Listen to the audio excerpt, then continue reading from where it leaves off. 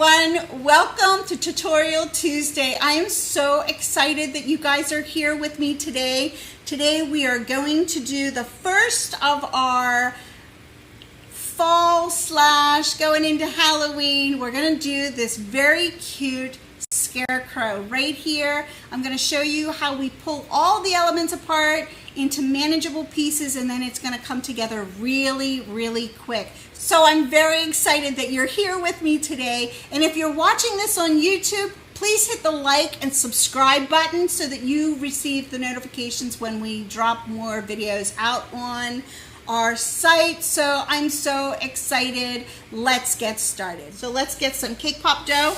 I just have a vanilla pound cake. I like dense cakes when I'm doing character creations. They just seem to hold up better for me, and I love the flavor of a pound cake. Nice and dense. Alrighty. And we're going to do 2 because we always make sure that we do an extra one. We have a saying in our house. We are preppers here. So 2 is 1, 1 is none. Think about that one. So if you have 2 and something fails, you still have a backup. If you have 1 and something fails, you don't have anything. So I always run that as a kind of a baseline for, we always do extra here, just in case. And then the extra ones I send home with Jack. All right, so the first thing we're going to do is we're going to roll our ball. We do not have to be precise. It doesn't have to be a nice round ball at all, because we're going to put a hat on them. We're just going to decorate them, and you're not going to need that round ball anyway. So all I'm doing is putting pressure and just really squeezing it. I don't want any air pockets. Air pockets will create an opportunity for a cake pop stick to actually slide down, because it's gripping nothing but air. So, all right. So I've got this nice round ball, and I want to be able to put a hat on them and actually have it sit flat. So I'm going to create a flat spot on one. So I'm going to drop it on the table. I'm going to push down on it and spin it at the same time.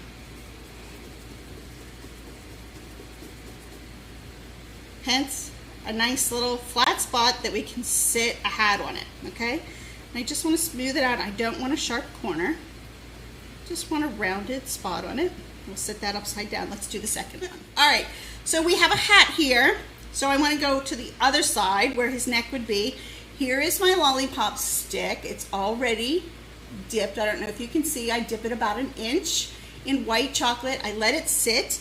So I'm going to take just a little bit in my melted chocolate. I use the double boiler method. And right in the center, I'm going to put it. Now I am going to turn it clockwise until I feel my stick firm up. You can feel it. If you've got a nice dense cake without air bubbles, you actually feel, because the chocolate is creating that friction on the inside of your cake dough, and you'll feel it. It'll get stuck. And then I'm going to turn it back 1/4 of a turn just to firm that up in there. Now at this point, I can shake it around. Now I wouldn't shake it really hard because it may fall off, but if you've got it done right, you absolutely can do that. So I'm going to let that chocolate on the inside now firm up. Let's go ahead and do the other one. Last night I went ahead and dipped these pops, so I have some sitting over here ready to go. But before we dip, I want to create all the elements and all the pieces to our Scarecrow. So the first thing we're going to do is we're going to create his hat. So his hat, on the picture I had a mini Reese cup. Now I didn't have mini Reese cup, but my stepdaughter, she had Rolos. So I grabbed her bag of Rolos. We're gonna make a hat out of Rolos. We're gonna make the brim of the hat with modeling chocolate. To make his hat, I need to make a brim. So the roller is gonna be the top part, and I need a brim. So I just have this circle cookie cutter. It's probably 1 1/4 inches. And it'll make a nice brim for my hat. So I'm going to take, here's 1, here is 2. So we're going to make these brims. Now this metal cookie cutter, where the metal comes together, it always leaves that little tiny edge. I'm just going to push that down. We don't want that displayed. Alrighty, so another must-have in the kitchen that I feel you should have is a palette knife. I use it as my right hand. Let's go ahead and move this out of the way. We're going to attach our rouleau with just a little bit of melted chocolate right in the center to the top of our cap. I'm just going to push it down just enough. I squeezed it a little too much. I have chocolate that came out around the bottom. I'm going to use my palette knife and just scrape that off. You don't need that. And we're going to let it sit aside and let it set up. Let's do the other one. Let's go ahead and we have these little crows that are sitting up here. Again, I'm going to use modeling chocolate. Here I have some black modeling chocolate. I'm just going to pinch some off. Make a circle or make a ball. And then I'm just going to take one corner of it and put a point on them, just like so. And then, where's my orange? Here you go. I'm gonna make a little tiny beak for him, like super tiny beak.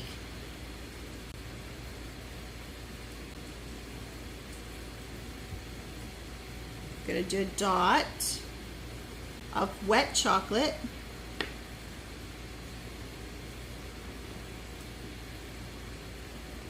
Now we'll just lay him aside. Okay, and the next thing we're going to do is make some eyes. All right, so here's my eyeballs. I don't want this one, he's too big. Here are my eyeballs. Now, you also can use the confettis.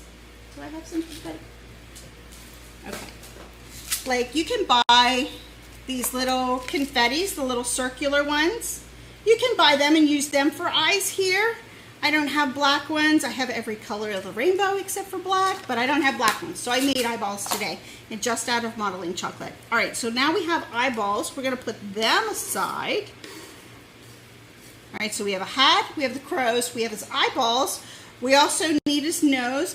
These are the last. These are also the sprinkle that you can buy. I have some in different colors. I have a few of the orange ones left. There's another way you can make it. If you don't have those, you can take a starburst. These are starbursts here. I use the mini unwrapped ones. And you can soften that. And you can roll it out. And you can cut out a triangle. Show you how to do that real quick. Or you can use modeling chocolate. This is a starburst. I'm just showing you different options. Roberta, you feel my menopause pain? Oh, thank you, sister. All right, so there's a triangle. It's too big, so I'm just gonna cut a triangle here. And then we're gonna cut this triangle here. So there's all kinds of ways that you can make pieces. You just cut them out. And now I have lots of triangles. They don't have to be beautiful and perfect because it is a scarecrow. He's made to scare things out of your garden. All right, so that's another option. So we'll just put all of them aside. Just trying to throw a lot of information at you quick. All right, let's look at our little guy again. So we've got the hat, we've got the crow, we've got the nose, we've got the eyes, and the last thing we need to look at here is a lifesaver. So we're gonna pull out a lifesaver. We just did red. Let's do a green one. That one's missing a hole in the center. Let's get one that has a hole in the center because we got to put it up through our lollipop stick. All right, so we've got two green ones. And we also need his hair. All right, so let's do his hair. So his hair is made out of shredded wheat. So it's the big biscuits without the sugar on the top. So I used some of it yesterday.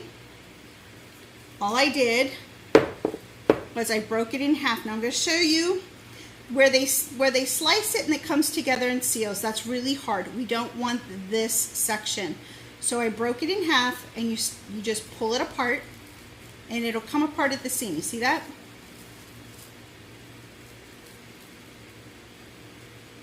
Let's put this in here. I want the elongated piece, but I don't want the hard parts here. So I'm just going to break them off, put them in a bowl. I'll eat them later. Melissa, yes, I mixed the two chocolates together to get the tan color. All right, so here again, I don't want this hard stuff. I'm just gonna break it off. Put that in there. Do the other side. Break it off. And put that in here. I can move that aside, I don't want it. Now these are too long because my head isn't that long, so I'm gonna take these long pieces and just break them in half. All right, so now I have all these smaller pieces, and I'm gonna separate my bowl. I want long pieces, and then I'm gonna take some of it, and I'm just gonna crush it. I need some small pieces as filler.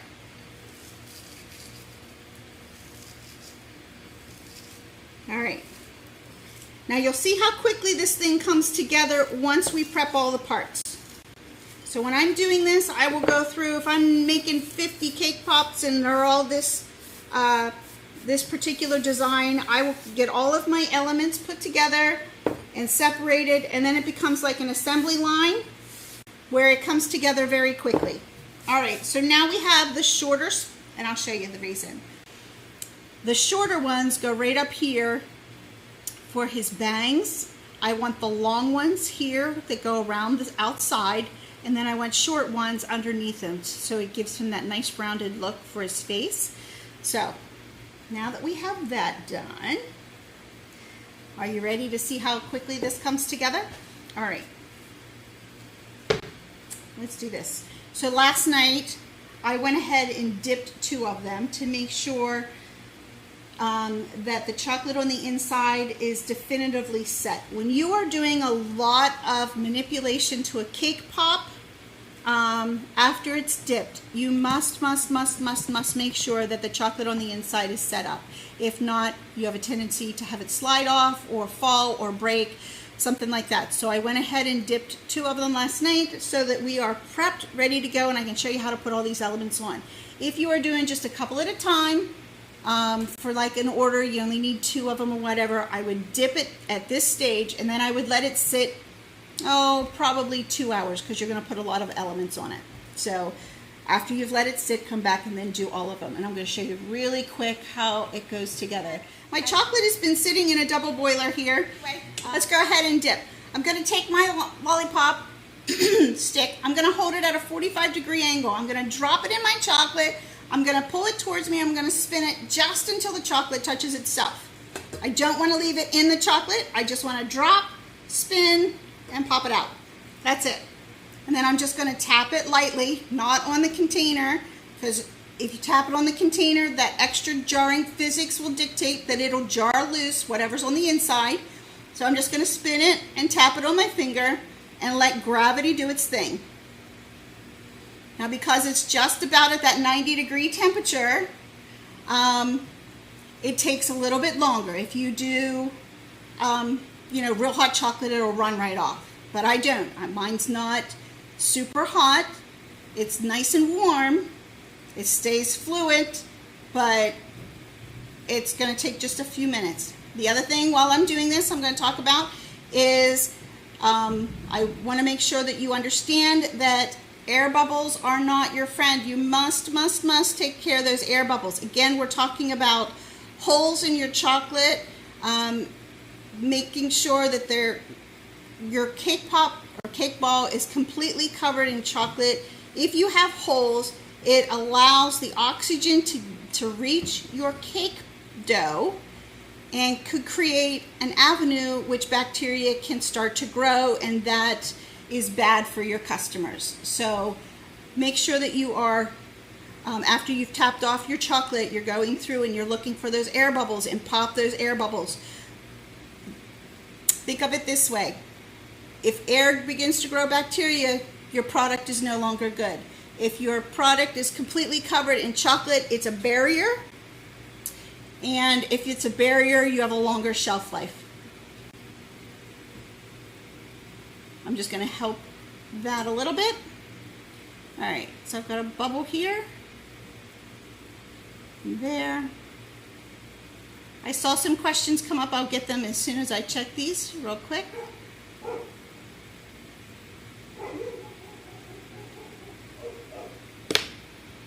And then I'm just going to shake it because my chocolate is still liquefied. I'm just going to get those spots out. Okay. Watch how quickly this comes together. Now I have the two separate. I'm going to put bangs on him first. So I'm just going to take a little bit of that, and right around the top, I'm going to put his bangs. See that? I don't want it on the top. I'm going to sit his hat there. So, but if a few pieces get on there, that's okay. So I'm just going to do around. I'm just going to form his face here a little bit. And then I'm just going to take the longer pieces and I'm just going to drop them on there. And yes, it'll look weird and wacky. You just need a little piece to stick. That one's on the top. I don't want him on the top. And that gives him that straw look.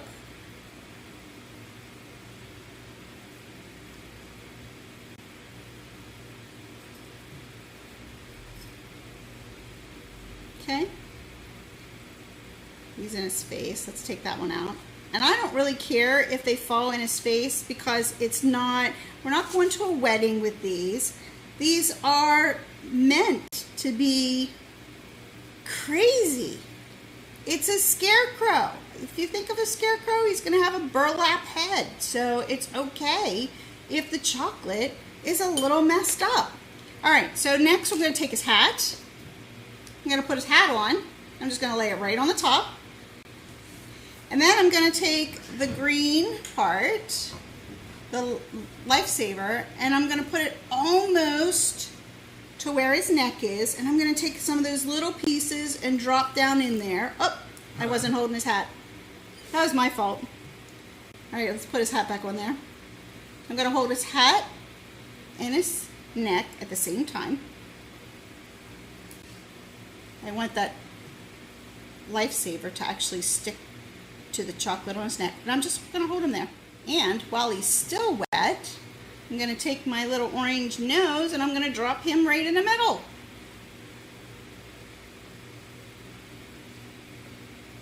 So now I've got everything on the wet. I'm just going to hold him there because I don't want that lifesaver to pop off. I don't care if it's messy because he's a scarecrow. And he's so darn cute. Let's add just a few more pieces in here to cover up some of that chocolate. And these are just fillers. That's what I was telling you. Little pieces are fillers.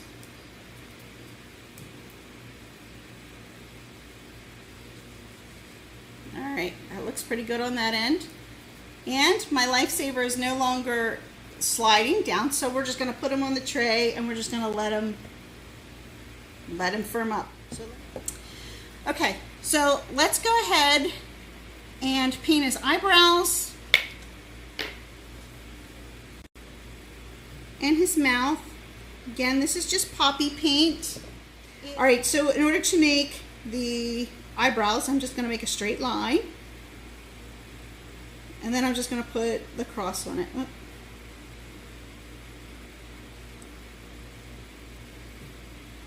I'm going to do the same thing on this side. And mouth. I'm going to go from the outside of the eye to the outside of the eye.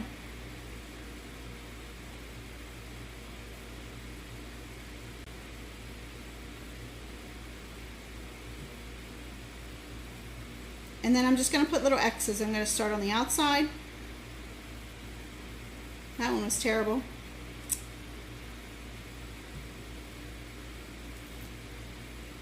I've got one little tiny piece on my paintbrush that's longer. That's what's going on. And I don't have scissors. Oh well. Guys, that's what happens. I'll have to fix that for later. All right. So that's his mouth. Let's pull out some white. So what we're going to do is create little teeny tiny eyes. Oh, I've got eyes on those crows. Let's do the eyes on the scarecrow. All right, so we're just going to create character here. It just comes alive. You guys, until the next time, if you have any questions over the next 2 weeks, drop them in the comment section in the Just Less Creations group and break out of that box that you're in. Be creative.